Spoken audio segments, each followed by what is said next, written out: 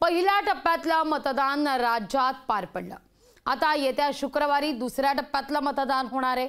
पण पहिल्या टप्प्यातल्या मतदानाची टक्केवारी पाहिली तर 2019च्या तुलनेत ही टक्केवारी चांगलीच घसरल्याचं दृश्य आहे। आणि या घसरलेल्या मतदानाचा कुणाला फायदा होणार आणि कुणाला फटका बसणार, हीच आज आपली स्टोरी ऑफ द डे आहे।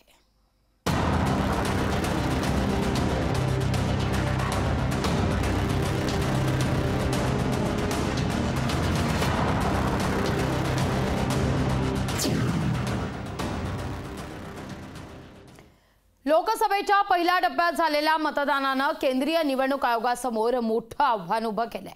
महाराष्ट्रात पहिल्या टप्प्यात पार पडलेल्या 5 मतदारसंघात मतदानाची टक्केवारी कमी झाल्याचं दृश्य आहे।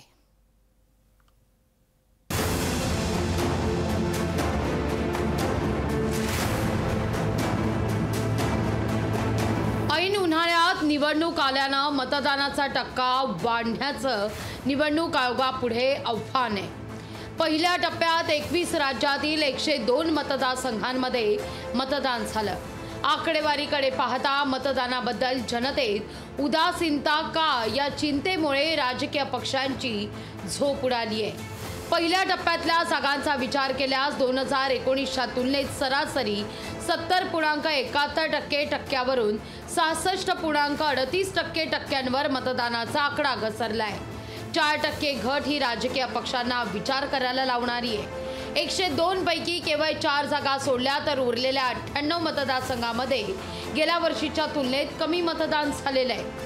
मतदानाचा टक्का का घसरलाय आणि राज्यावार स्थिती काय ते पाहूया।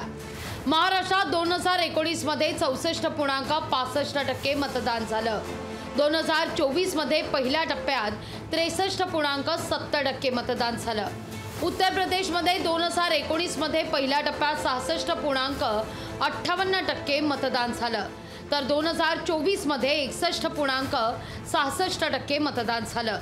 तामिळनाडूमध्ये 2019 मध्ये पहिल्या टप्प्यात 72.44%, तर 2024 मध्ये 69.72% मतदान झालंय।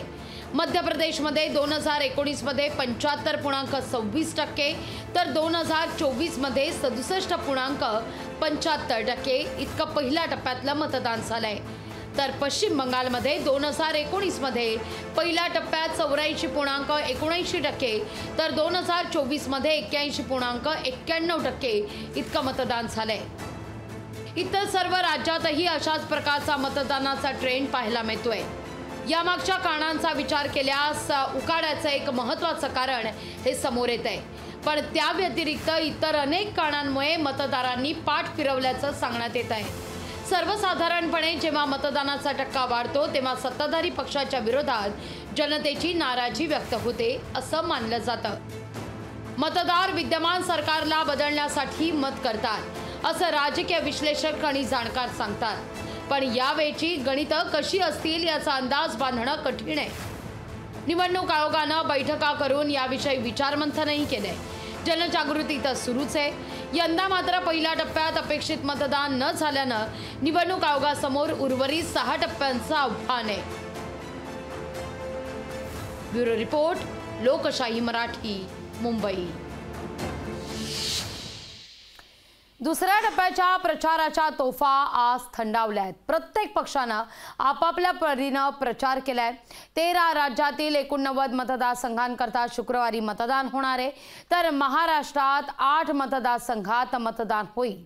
दुसऱ्या टप्प्यातील लढतींचा आढावा घेणारा हा खास रिपोर्ट।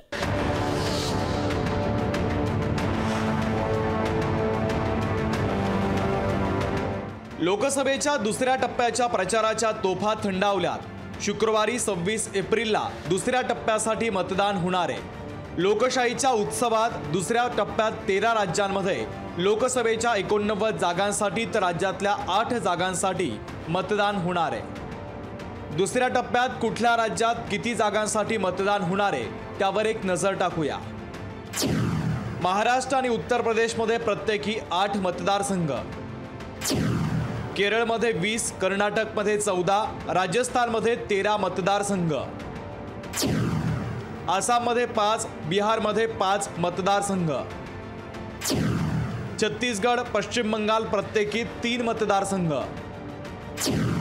मध्य प्रदेशमध्ये 7 मतदारसंघांचा समावेश आहे, जम्मू काश्मीर, मणिपूर, त्रिपुरा प्रत्येकी 1 मतदारसंघ, महाराष्ट्रातल्या 8 जागांसाठी उमेदवारांचं भवितव्य EVM मध्ये बंद होणार आहे। अमरावतीमध्ये भाजपच्या तिकिटावर पहिल्यांदाच निवडणूक लढवणाऱ्या नवनीत राणांसमोर काँग्रेसच्या बळवंत वानखेडेंचं आव्हान आहे, तर बच्चू कडूंचे साथीदार दिनेश बुबही मैदानात आहे। वंचितच्या पाठिंब्यावर रिपब्लिकन सेनेचे आनंदराज आंबेडकर आणि राजेंद्र गवई यांनी काँग्रेस उमेदवाराची डोकेदुखी वाढवलेली आहे। हाय व्होल्टेज निवडणुकीमध्ये सर्वच उमेदवारांची प्रतिष्ठा पणाला लागली आहे।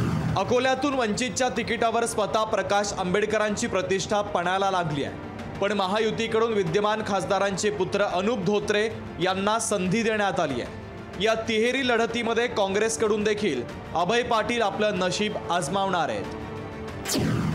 अशोक चव्हाणांच्या भाजप पक्षप्रवेशानंतर महायुतीच्या प्रताप पाटील चिखलीकरांना हायसं वाटत असलं तरी काँग्रेसच्या वसंत चव्हाणांचं त्यांना कडवं आव्हान असेल। यवतमाळ वाशिममधून भावना गवळींना तिकीट नाकारल्यानंतर माहेर वाशिम राजश्री पाटलांना महायुतीकडून संधी मिळाली आहे, पण ठाकरेंच्या संजय देशमुख देखील रणांगणात तळ ठोकू नये, त्यामुळं मशाल विरुद्ध धनुष्यबाण असाच सामना रंगणार आहे। बुलढाण्यामध्ये शिवसेनेच्या प्रतापराव जाधवांसमोर उद्धव ठाकरेंच्या नरेंद्र खेडेकरांचं कडवं आव्हान आहे।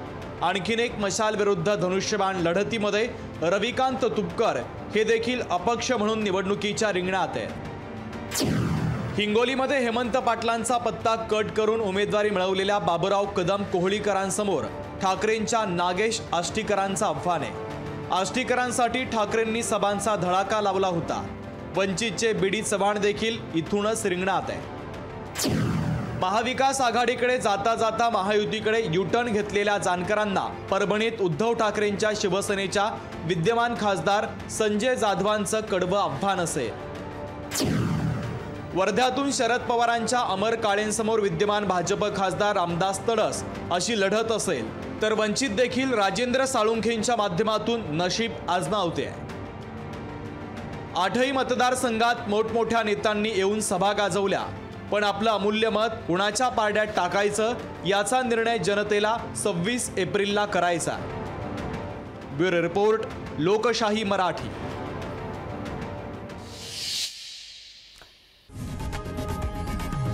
लोकशाही मराठी ऐका, पहा, जागरूक रहा।